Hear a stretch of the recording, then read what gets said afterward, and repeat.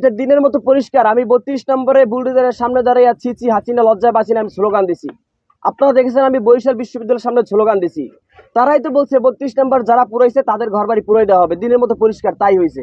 32 পুরানোর প্রথম তাদের পুরানো হয়েছে কাফির বাড়ি। এটা এই সরকারের ব্যর্থতা।